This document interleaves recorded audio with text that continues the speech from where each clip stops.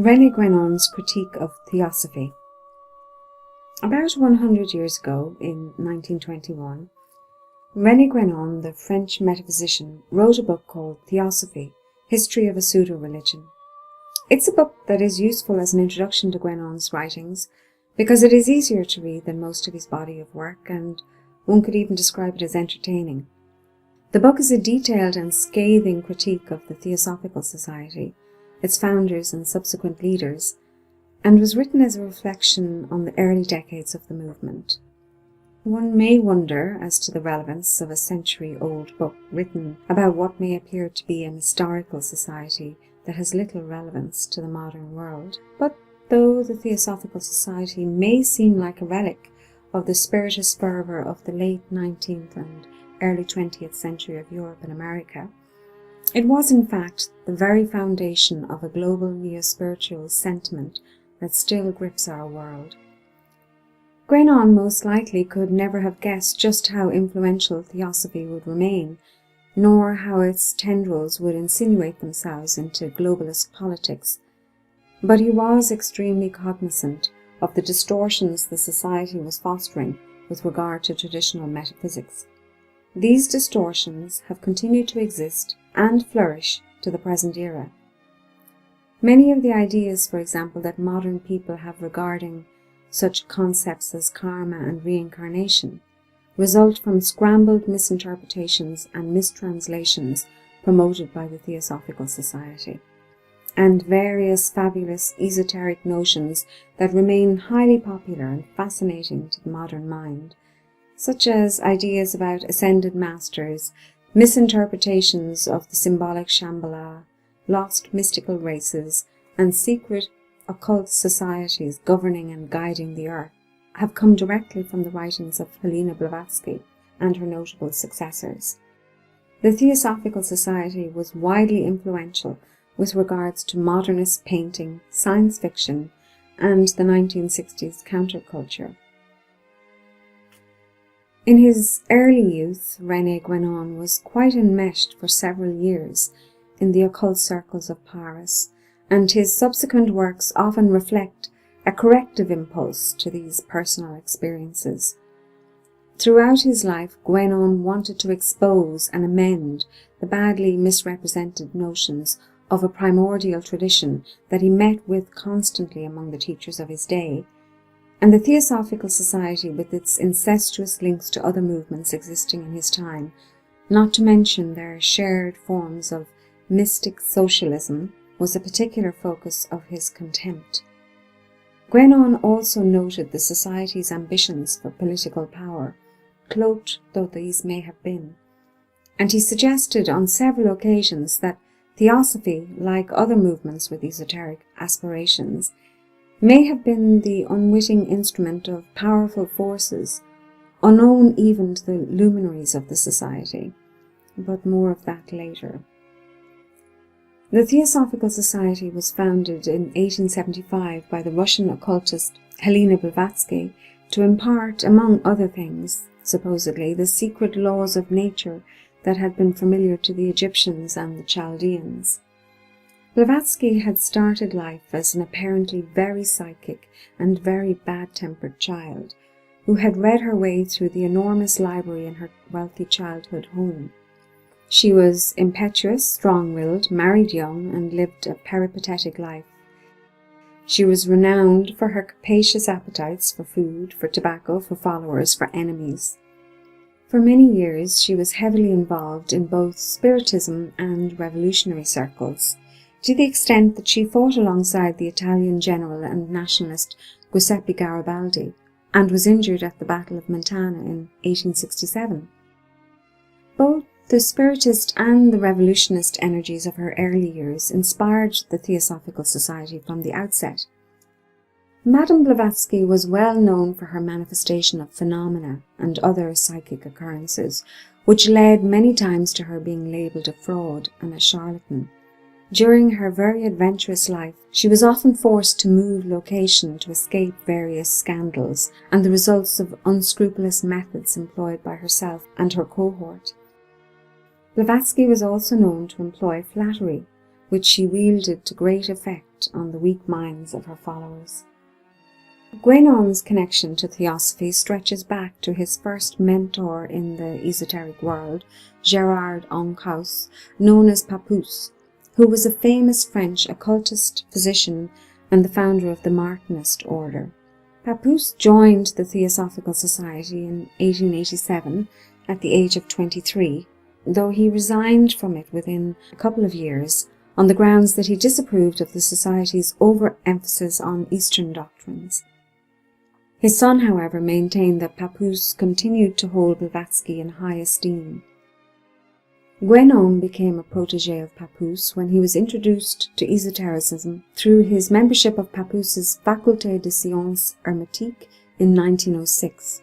This society was imbued with the theosophical legacy of Blavatsky.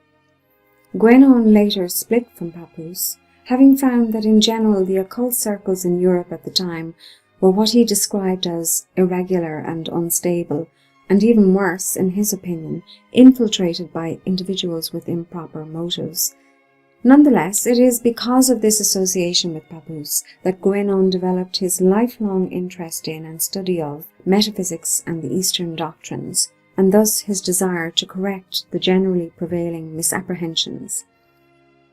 We can understand from this history that Guénon, while not personally acquainted with Blavatsky, had quite an intimate connection to the Theosophical Society. While both Blavatsky and Guénon on the surface could seem to have shared certain opinions, chiefly that there is a universal esoteric tradition underlying the diverse religions, Guénon was entirely dismissive of the idea that Theosophy was in any way a genuine representative of this tradition. His book on Theosophy also takes aim at the wider world of occult societies of his time, societies that aspire to be philosophically rigorous, but indulged rather in eccentric and personal misinterpretations of metaphysical principles. Guénon described this blossoming esotericism as a restless and misguided religiosity which employs a sentimental moralism. A moralism which furthermore appeals, he noted, especially to the Protestant mentality and its strange inclinations to entertain messianic doctrines. Little did Guénon know, perhaps, how much this restless religiosity would spread out and take root in every corner of the modern world. Theosophy was perhaps the foremost influence on the so-called New Age spiritual culture that began to emerge in the late 1960s. Theosophical esotericism combined with Jungianism, new psychologies, and channeled materials to create a strong emphasis on self-spirituality and the radical autonomy of the individual in the spiritual arena. Perhaps this could even be called a form of spiritual relativism, in that all personal perspectives on the divine were and are considered equally valid. Thus, the occult revival of the 1890s, which coalesced in fashionable salons all over Europe and America and was spearheaded by Theosophy, was ultimately behind almost every belief cultivated by the 20th century counterculture. Blavatsky has been called the matriarch of the New Age, though she was long dead before Theosophy would infiltrate the culture. Her successors, however, have had a direct hand in shaping modern neo-spirituality. We will speak later of Annie Besant, but among these protégés particular mention must be made of Alice Bailey, who Guénon does not speak of, as though she was a member since 1917, she was yet to truly come to the fore. She was a serious student and teacher of Blavatsky's doctrines. She was born 10 years before Blavatsky's death and thus never met her, but became involved in the Theosophical Society around 1917. And rose quickly through the ranks. Bailey's writings claim to have been inspired or channeled from the same ascended master who communicated with Blavatsky, the Tibetan known as Kut Humi. Bailey objected to what she called the neo-theosophy of Annie Besant and campaigned to realign the Theosophical Society with the earlier Blavatsky teachings. Besant, in response, allowed Bailey to be expelled from the society. A side note here, worth mentioning, is that Bailey remained favourably disposed towards Charles Leadbeater, to whom we will return in more detail later, and especially to his visions regarding the return of the Christ. Bailey was responsible, via her writings, for ushering in the idea of ascension, an idea that is still widely popular and persuasive to many, and she also predicted a synarchist world government guided by the masters of ancient wisdom. Synarchy advocates government by secret societies of enlightened individuals. The idea of synarchy, as evolved primarily by the French occultist Alexandre Saint-Yves and warmly embraced by Papoose and many others since, including Nicholas Roerich and René de Lubitz, was at the heart of Theosophy. Alice Bailey went on to create the Lucis Trust in 1922, known at its inception as the Lucifer Publishing Company. The Arcane School is part of the Lucis Trust. The original purpose of the Trust was the publication of esoteric literature and the encouragement of the study of comparative religion, but the Lucis Trust has gradually expanded its activities. The Trust has consultative status at the United Nations. The meditation room in the UN New York headquarters is maintained by the Lucis Trust. World Goodwill, which was founded by the Lucis Trust in 1932, is accredited by the UN as an NGO within the UN's Department of Public Information, and it is represented regularly at UN briefing sessions in New York and Geneva.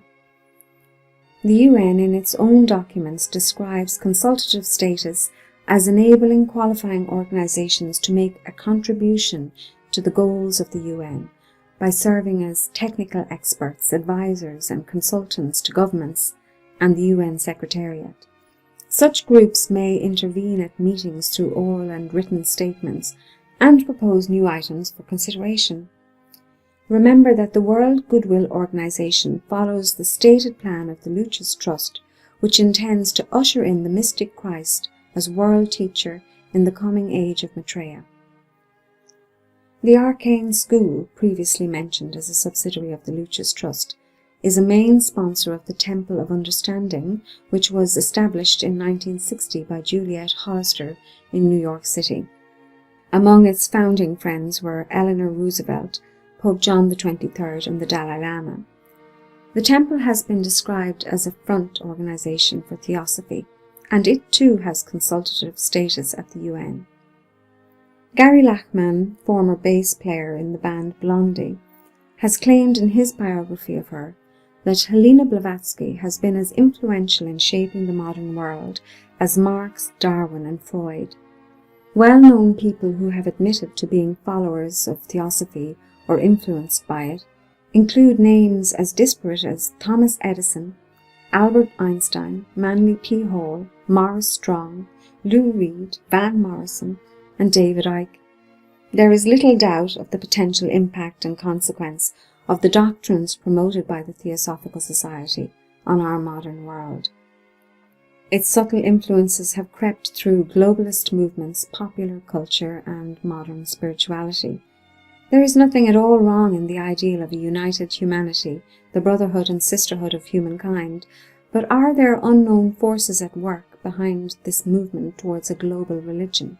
Was the Theosophical Society one of the most successful experiments towards fostering a one-world religion? It is perhaps worth keeping these speculations in mind as we now turn to consider in more detail the book written so long ago by René Guénon, who was close to the earliest shoots of this movement, and who comprehensively denounced the doctrines and ideas disseminated by Blavatsky's Theosophy.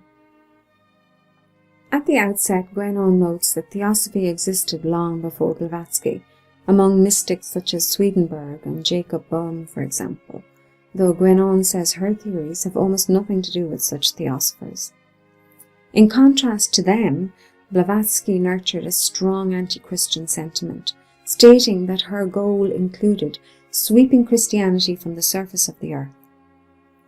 Guénon describes the doctrines of neo-Christianity that evolved in later days in the Theosophical Society as merely a mask.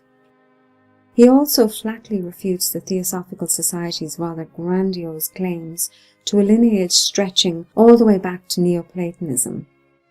Instead, he said, Blavatsky's doctrines were wholly modern and furthermore were filled with contradictions, which we will look at later, and these contradictions persisted in spite of successor theosophists attempting to reinterpret her ideas to coax them into some form of coherency. Blavatsky claimed to have travelled to India and Tibet in 1851, a claim Guénon says is a pure invention. Accounts of that supposed journey were always contradictory, and Guénon suggests instead that she did not in fact travel to India until 1878. This tendency to fabricate followed her throughout her remarkable life. During the 1870s, Blavatsky was living in Cairo, working as a spiritist and medium, and while there she formed a spiritualist society which failed quite quickly because she was accused of fraud. She fled to the United States.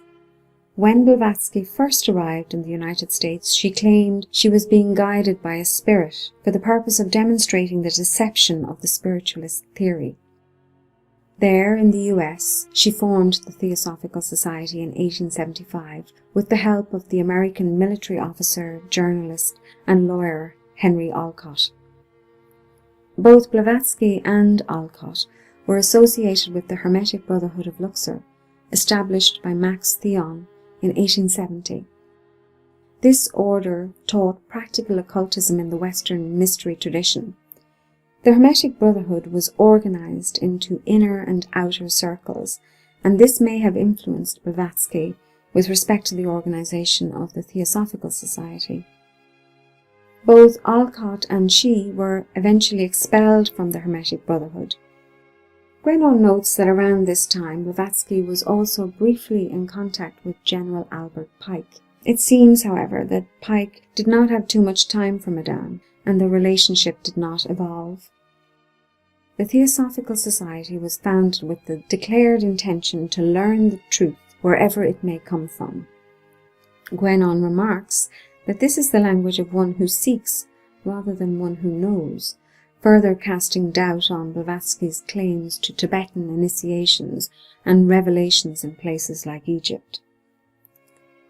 Initially, the Theosophical Society had an important alliance with Swami Dayananda Saraswati, who was the founder of the Arya Samaj, an Indian Hindu reform movement that promotes values and practices based on the belief in the infallible authority of the Vedas. As a result of this alliance, Blavatsky made the claim that she had been appointed Arch-Auditor of the oldest of all Masonic lodges in the world, even though the Arya Samaj was not Masonic, nor was it old, having been established in 1875. By 1882, Swami Dayananda severed all connection with the Theosophical Society and declared that Madame Blavatsky was a trickster who knew nothing of the occult science of the ancient yogis. Guénon notes that this is an instance where Blavatsky attempted to use other organizations as tools for the Theosophical Society, though he hints that in their turn, the Theosophical Society and Blavatsky were instruments in the hands of occult individuals. Guénon never states directly who these shadowy people might be, though it is a suggestion that he repeats several times, and we may occasionally guess at the identity because of his later close attentions to theosophical connections with irregular Masonry and Rosicrucianism. The Order of the Golden Dawn, though established a decade later than the Theosophical Society, is mentioned as echoing theosophical doctrines. Guénon suggests considerable unsuspected influence from Henry Bergson's neo-spiritualism in later decades, especially in the sense of the amplification of theosophical doctrines in Bergson's own work. In this regard, we will note in passing that Bergson's sister Moyna, who married MacGregor Mathers, the founder of the Order of the Golden Dawn, was a scryer who also claimed to have contact with secret chiefs of the order on the inner planes. The occult circles were very incestuous in those heady days. Blavatsky had always been known for her production of phenomena or psychic events, and when she established the headquarters of the Theosophical Society in Adyar near Madras in India, the fantastic phenomena of her earlier years multiplied. There were all sorts of bangings, knockings, and astral bells, and most importantly, the precipitation of letters said to have arrived from the astral domains, their authorship attributed to Tibetan Mahatmas, the foremost of which was Kut Humi. We have heard of Cuthumi before in this presentation, in relation to his later patronage of Alice Bailey. The Mahatmas are very important to consider regarding the Theosophical Society. It is around the Mahatmas that Theosophical doctrine stands or falls. The Mahatmas are regarded by Theosophists as the highest-ranking members of the Great White Lodge, that is to say, the occult hierarchy that secretly governs the world. Again, we note in passing that Bailey's synergist ideas came directly from Blavatsky. The most famous of the Mahatmas are Cuthumi, Maurya and Dwal Khul. Though they seem to be so essential to the Theosophical doctrines, Blavatsky herself many times denied their existence when she was in an erratic mood, and occasionally she did so in writing. In 1886, for example, in a letter to her friend, the Russian historical novelist Soloviev, she wrote, "I shall publish in the Times that Maurya and Cuthumi are solely the product of my imagination." Guénon believed that the Mahatmas were invented to disguise other influences that were really at work behind Blavatsky. The Mahatmas also gave rise to one of the earliest and most serious scandals that afflicted the Theosophical Society. Some of the letters, precipitated as phenomena, proved to be exact copies of other people's work, as, for example, when a lecture given by a certain Professor Henry Kittle in 1880 in the US was reproduced as a precipitated letter, almost in its entirety, and then published in the Spiritist Review, Banner of Light. When Kittle went public, there were a great many high-profile resignations from the Theosophical Society. This plagiarism was a severe blow to the society, and to deal with it, the elders attributed the negligence to careless disciples who had been charged with transmitting the messages. They should have specified it was a quote, apparently. Guénon remarks upon the similarities between the Theosophical doctrines and the Rosicrucian lore regarding long-lived adepts and secret Eastern or Western masters, and notes that Theosophists seemed intent upon finding affirmation for their Mahatmas whenever they came across references in the Rosicrucian literature, even though this is an obvious case of the copy claiming precedence over the original. The Masters, or Mahatmas, are in essence the whole basis of the Theosophical Society. Either their doctrines express the teachings of these hidden adepts, or they are a collection of worthless fantasies. With the Mahatmas, the Theosophical Society has divine inspiration. It is a great monumental institution in world history. With these divine guides, students could also be encouraged to engage in what was essentially idolatry, according to Guénon. The venerable leaders were to be adored because they were the intermediaries between ordinary members and extraordinary beings. But back now to the copious manifestations of phenomena by Blavatsky and Adyar.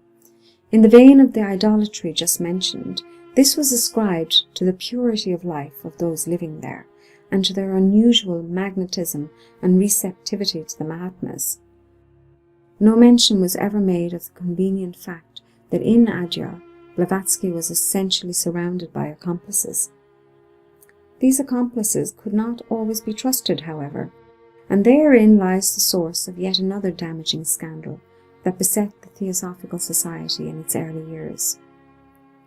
Madame Blavatsky wrote a letter to Mrs. Emma Coulomb, a lady she had known in Cairo and who she had taken in at Adyar to serve as a housekeeper, that a certain Jacob Sassoon would be willing to donate 10,000 rupees if only he saw a little phenomena.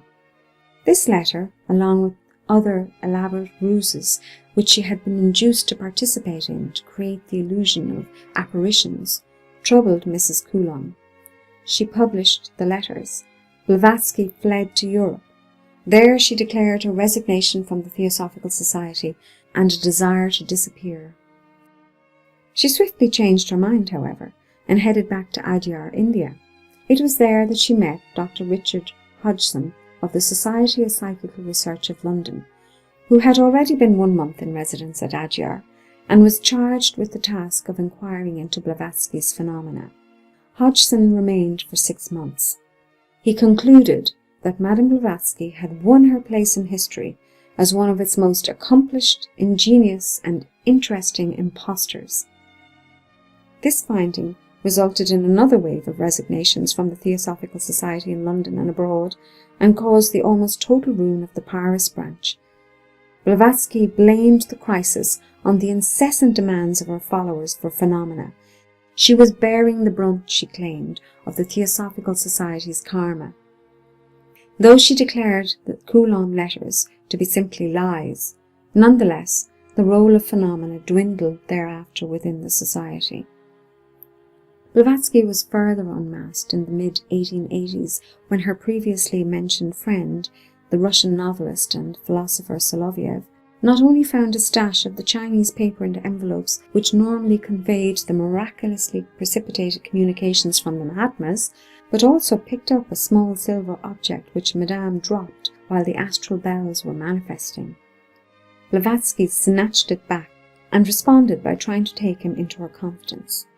She told him that she had not met more than 2 or 3 men who knew how to observe and see and remark what was going on around them.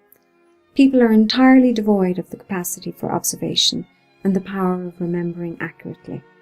She further confided, "What is one to do? In order to rule men, one must deceive them.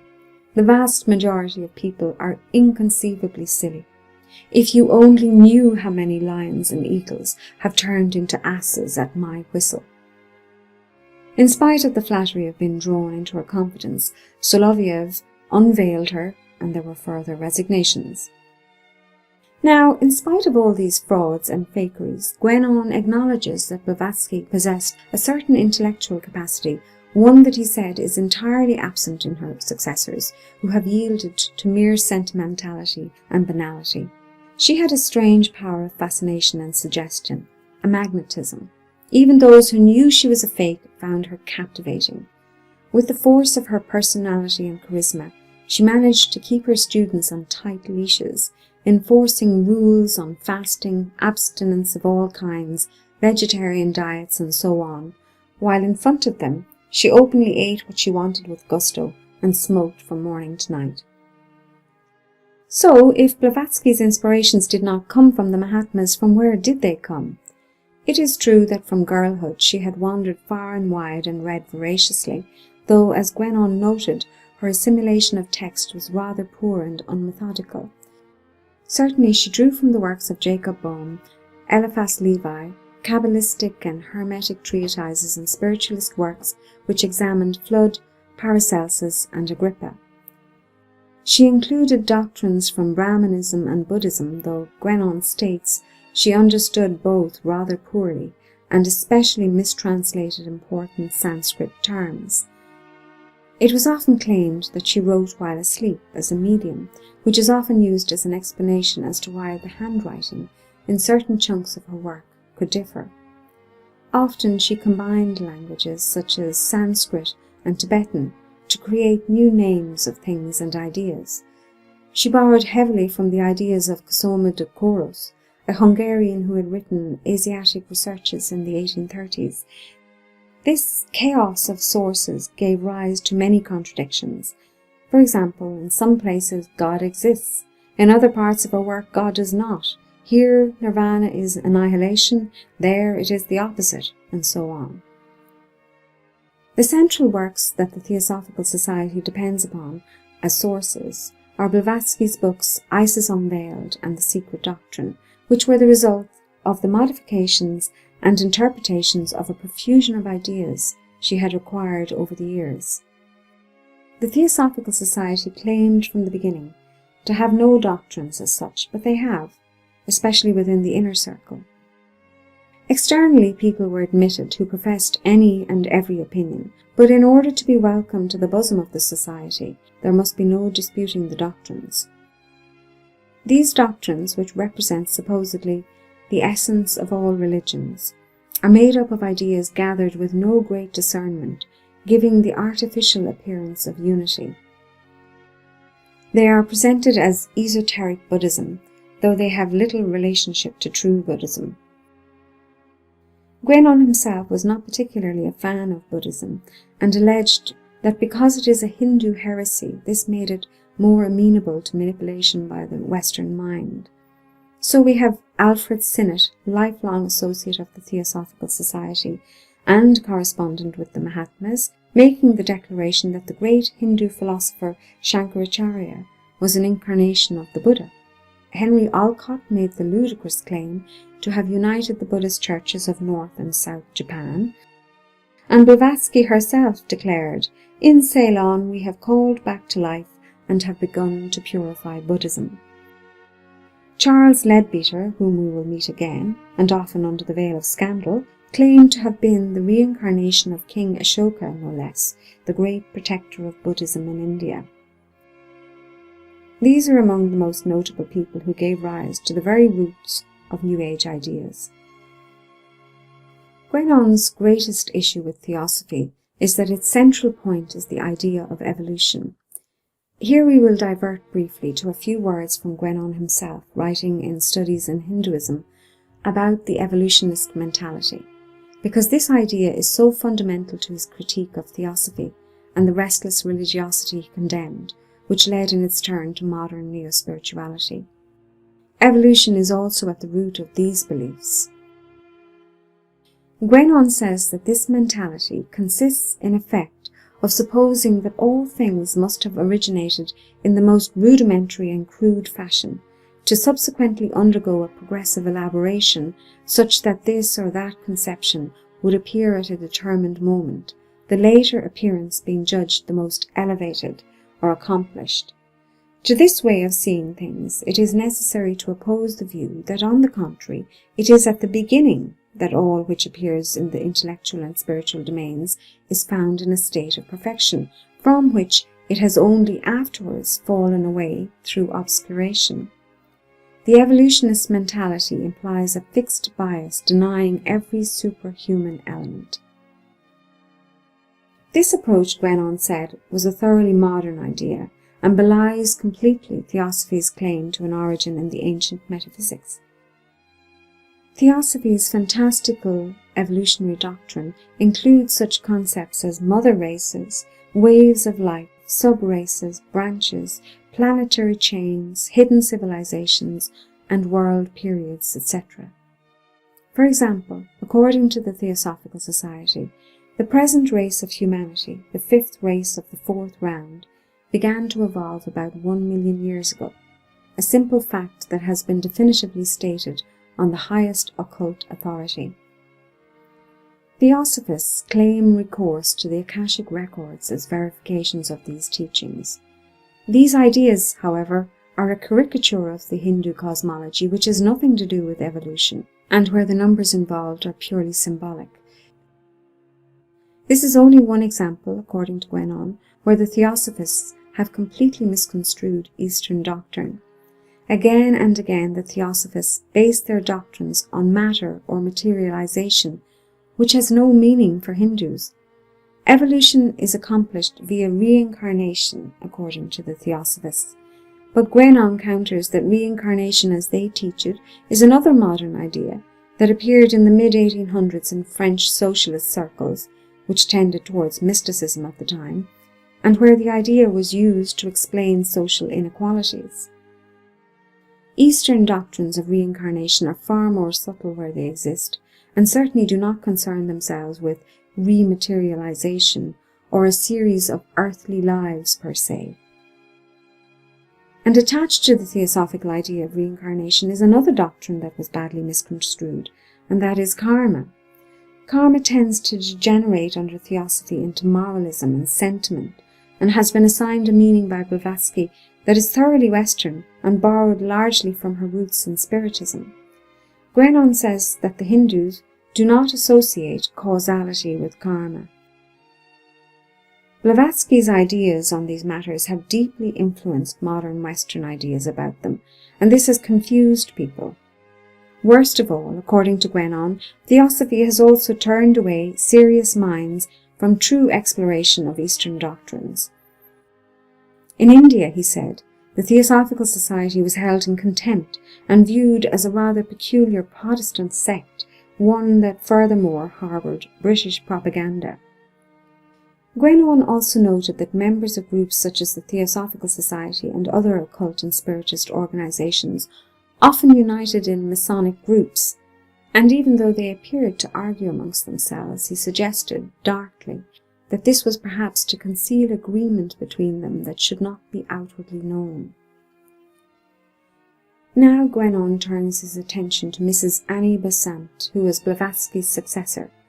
She was born in 1847 and had a volatile life history that included her giving public lectures on subjects including atheism and Malthusianism. In the 1870s, she founded a Malthusian League to mount resistance to any attempt made to stifle discussion on the question of population. It is interesting to note in passing that back 100 years ago, Guénon chose to include these salient pieces of information about the backgrounds of Theosophists, which incline the modern mind to consider a certain point of view which is only being entertained in some quarters now, many years after his death, with respect to emerging criticism of ideas like sustainable development and supposed overpopulation, which have a Malthusian aspect to them. In the late 1880s, Besant read some books from the Theosophical Society, including Blavatsky's Secret Doctrine, and thereafter she began to have visions. She came to meet Madame Blavatsky, and very quickly rose through the ranks to become in 1886 one of the governing members of the British section of the Theosophical Society. Blavatsky died quite soon after that, and even Colonel Olcott had to remark that Mrs. Annie Besant, almost in one bound, had entered the first rank. It took a few more years of wrangling with Olcott and Sinnott until Besant could clinch the leadership of the society. In 1893, the Parliament of Religions took place at the Chicago Exposition. This Parliament reconvened in 1993, 100 years later, and since then has had regular conventions. The Parliament of Religions is one of the world's biggest global interfaith movements. Appearances at the first meeting in 1893 included Swami Vivekananda, who, according to Guénon, distorted Vedanta for Western consumption. Theosophy considered Vivekananda a brother and an ally. Of the 17 days of the first Parliament, Mrs. Besant and her colleagues commandeered 2 entire days to expound on Theosophy. Included among the Theosophist speakers was a Hinduized Mongol named Chakravarti, who was a remarkable hypnotist and who held Annie Besant under his influence for many years. Later Theosophists accused her of having been in league with black magicians, and they referred especially to Chakravarti on this account. The Parliament, meanwhile, was a great success and caused Theosophists to hope for a sympathetic union of the great common principles, ably ensuring the safety of humanity and preparing unity and future peace on earth. This was long before Theosophists got anywhere near the United Nations, but may denote the roots of such ambitions. Under Annie Besant's leadership, the Theosophical Society embraced a new direction, which has been referred to as esoteric Christianity. Blavatsky herself had been vehemently anti-Judaism, anti-Christian, and especially anti-Catholic, so this new direction at first appears incompatible with Theosophy, but perhaps it also reveals deeper threads related, Guénon suggested, to Rosicrucianism. Even though Blavatsky had declared herself an enemy of Christianity, she tolerated a certain interpretation in the society, particularly one espoused by the wealthy Duchess of Parma. This Duchess had evolved her own idea of Christianity based on reading Swedenborg and Jacob Boehme, and which she claimed had been handed down by Indian savants and the Greek and Alexandrian philosophers. It was she who introduced a certain messianic idea into the Theosophical Society, and by the beginning of the 20th century, even Madame Blavatsky herself had come around to the idea of a future Messiah. The Theosophical Society, she said, would set the stage for a new torchbearer of truth, or him who must come.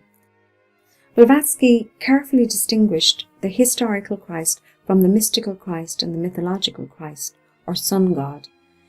It would then fall to Annie Besant and Charles Leadbeater to more fully reveal this messianic phase of the society. According to Annie Besant, there was a historical Christ who had been born in 105 BC. He was raised, she claimed, among Essenes, travelled to Egypt and India, and became an initiate of the Great White Lodge, that esoteric lodge from which the Theosophical Society claimed all great religions received their founders. Thereafter, the Christ used the body of a disciple named Jesus to perform the 3 years of public ministry, before making the ultimate sacrifice. Besant said that the spiritual Christ continued to visit the disciples for 50 years after the death of Jesus. This great master, who had inhabited the body of Jesus, also goes by the name of Lord Maitreya. This same Bodhisattva Maitreya, having been incarnated formerly as Krishna and Christ, is destined to incarnate in our times, and Besant considered it her primary goal to lay the foundations for this momentous arrival. Thus, a disciple had to be cultivated, whose body would be occupied, that is, the one who would be the bearer of the torch.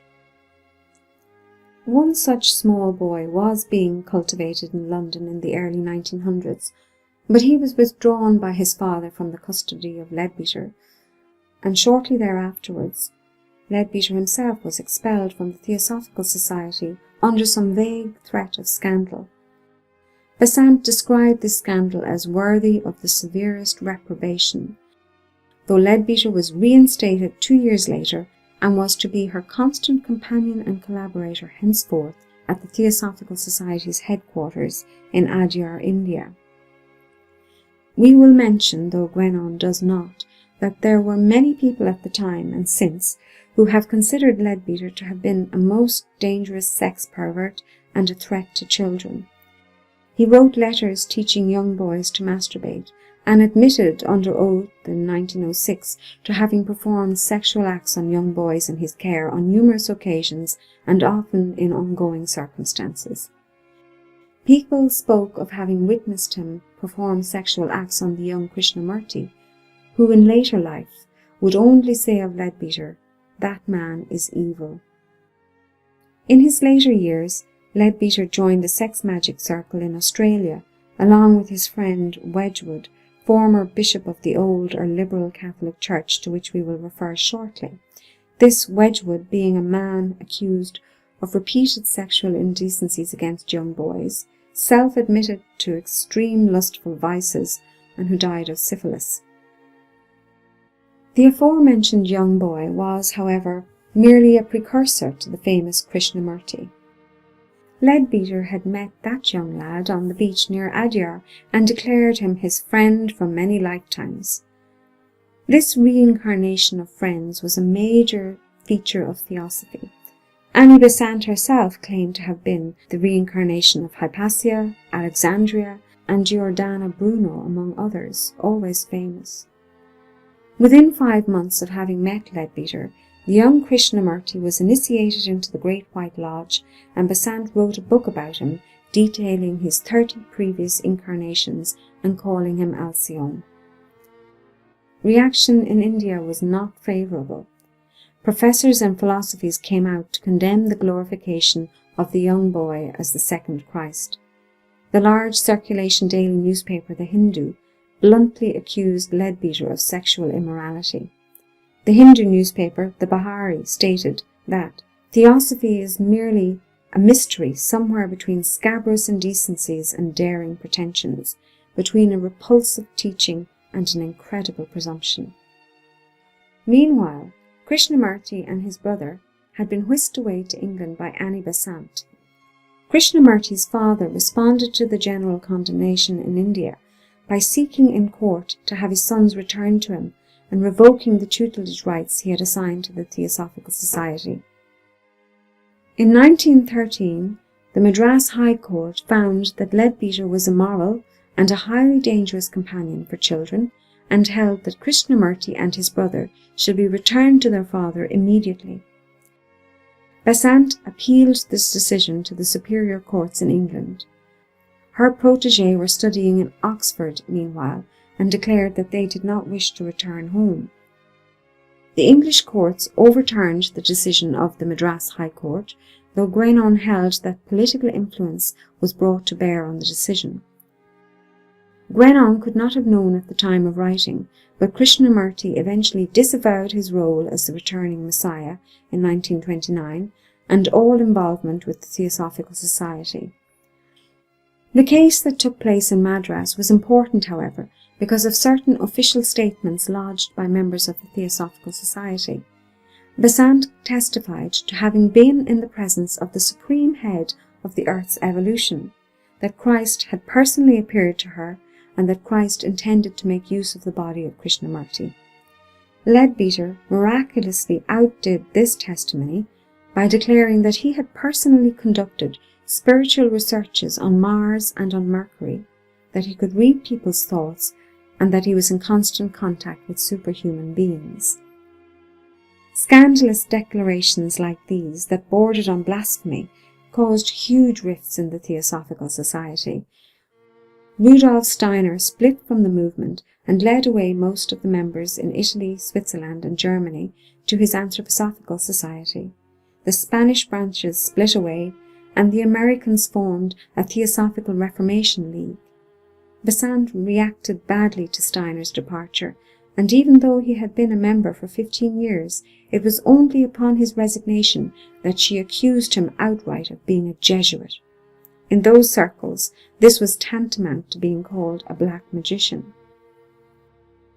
It was around this time, in the wake of these scandals, that Besant began to mention the old Catholic Church, which she claimed could be used to spread the theosophical teaching from Christian pulpits and prepare the hearts and minds of men for the coming of the great teacher. The church would also be useful to attract those who wished to keep up the appearance of being Christian. Leadbeater thus became a bishop. The church became known as the Liberal Catholic Church and was later roundly condemned by many as a dark cult intended to dispose minds towards theosophical doctrines without ever explaining them overtly. Besant circulated a text called the Gospel of the 12 Saints, which she claimed was an authentic undiscovered gospel that had been found in a Tibetan monastery. It was written in Aramaic and was said to contain an essential part of original Christianity, the absence of which has impoverished this religion. Guénon unequivocally condemned it as a hoax, though many at the time believed in the new gospel. Now Guénon turns his attention to connections between the Theosophical Society and Masonry. From the beginning there were many Masons involved in the Theosophical Society, and they proclaimed the same ideal of universal brotherhood. Guénon says that in spite of this, regular Masonry did not enter into any relationship with the Theosophical Society, because they found them compromising. Matters were, however, quite different in respect of irregular Masonry, some of which organizations were closely linked to occultism and considered themselves to be superior to regular Masonry. John Yarker, for example, who was the creator and renovator of several rites, had been a friend of Mazzini and Garibaldi, and had thus known Blavatsky in those earlier revolutionary days. She had made him an honorary member of the Theosophical Society upon its founding, and he in turn had granted her the highest of female grades, that of Crown Priestess of the Rites of Memphis and Misraim. Yarker had also formed a Swedenborgian rite and designated Colonel Olcott, who had been a regular Mason formerly, as representative of the Supreme Council to the Grand Lodge and Temple of Bombay in 1897. Guénon would have been very familiar with this information, as his own teacher Papoose had at one stage appointed Yarker as a member of the Supreme Council of the Martinist Order, and in return Yarker had named Papoose as Grand Marshal of his Swedenborgian rite. When it came to Besant, however, she wanted no part in the honorific female titles of Masonry, and instead entered into membership of the mixed Masonry that had been established first in France and which gradually spread to England under the name of Human Duty. She ascended quickly through the ranks to become Honorary Grand Master of the London Lodge. She established a lodge in Adyr called the Rising Sun, and became Vice President of the Supreme Mixed Universal Council. She re-established use of the Bible in the mixed lodges and also the use of the formula to the glory of the great architect of the universe. Theosophy heavily influenced American co-masonry. Though co-masonry had started out proclaiming itself to be a rationalist and philanthropic organization, not claiming any divine revelation, under Theosophy's influence, it moved towards closer association with occultists and began aiming for the restoration of the mysteries. With all this in train, Annie Besant declared, "What we have to do now is embark on a period of construction, during which the Theosophical Society will endeavour to make itself the centre of the religion of the world, the religion of which Buddhism, Christianity, Islam, and all other sects are integral parts." It could be noted that this vow echoes from the early 20th century and meets with concerns some may now have regarding a one-world religion. From its earliest inception, the Theosophical Society spawned auxiliary organizations which did not openly proclaim its doctrines, but rather spoke only of universal brotherhood. Guénon found that this is reflective of its essentially Protestant inclination to proselytize. In her day, Blavatsky had nationalist clubs, altruist societies, vegetarian societies, the League for the Organization of Progress, and the Idealist Society, among others. The Theosophical Society also played a role in scouting movements, education movements, movements to reform social evils, the encouragement of temperance, hospital and prison works, translations of wisdom scriptures, fraternal unions of healers, idealists, and protectors of women and young girls. In fact, effort was specifically made to recruit children at young ages. To this end, there was a monthly journal addressed to readers aged 7 to 15 years old.